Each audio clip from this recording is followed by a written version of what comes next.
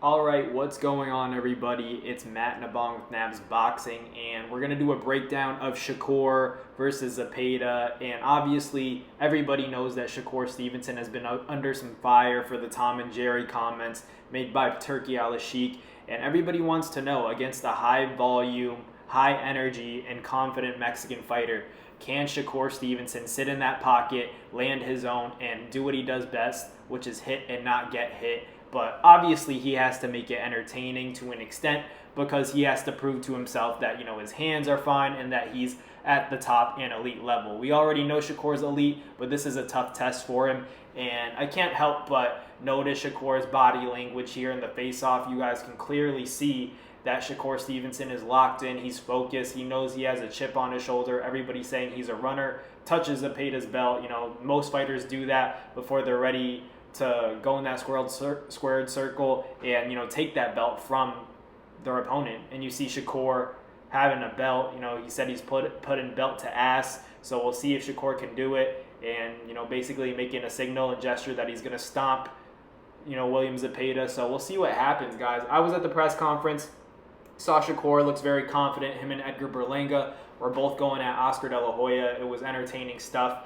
But you can't help but think, Shakur does have hand injuries. He has, problems with his hands. He's always talking about, I want to have another fight right after this, but I'm not looking past Zepeda. But, if I do get past this fight, I want to make sure that my hands heal correctly. He said that even about this fight. So, you never know what's going to happen in the sport of boxing. We could see something shocking. I think that Shakur should win this fight. My prediction is leaning towards Shakur Stevenson. I don't think that Zepeda is on his level. Yeah, he has a difficult style to deal with, but if anyone's going to be able to do it, it's going to be a defensive boxer like Shakur Stevenson. I think Shakur is just going to be able to see everything coming from William Zepeda. Not that Zepeda's not a talented fighter, but at the end of the day, styles make fights.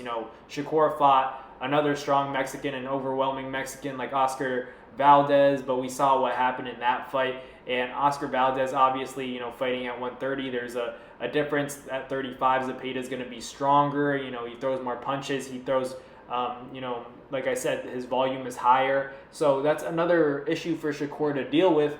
But still, I really do think that Shakur's only issue or caution in this fight that he has to be aware of is his hands. And he's going to be a little bit hesitant to throw big shots because he doesn't know, with Zepeda, pressuring him, having that overwhelming style. If Shakur throws a shot and it lands on Zepeda's head, awkward, something, happens when Shakur's hitting the body of Zepeda, lands a shot on Zepeda's elbow. How is Shakur's hand or hands, how are they going to hold up?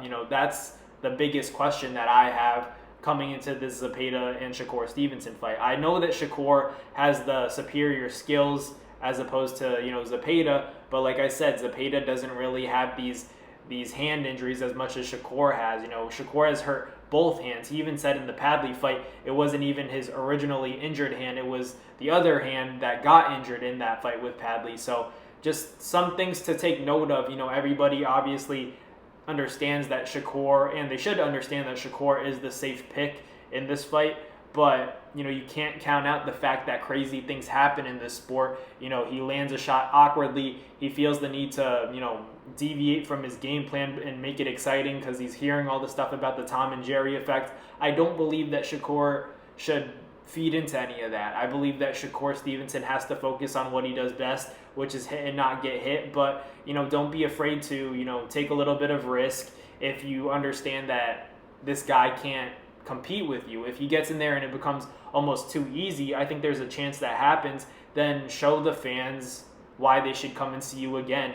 That's the biggest problem. People always talk about these Tom and Jerry fights, and to Shakur's credit, he's winning, at the end of the day. He's a winner. He hasn't lost. He's been getting the job done time in and time out. If you really don't like Tom and Jerry fights, you don't have to watch Shakur Stevenson, but he's the best at what he does. At 135, he doesn't get hit. But the only problem is if Shakur, like I said, his hands aren't ready. He gets overwhelmed by Zepeda. He tries to press the action a little bit and potentially, hurts his hands or, has trouble with Zepeda's style, because Zepeda does throw a lot of punches. That's the difference between Oscar Valdez and William Zepeda.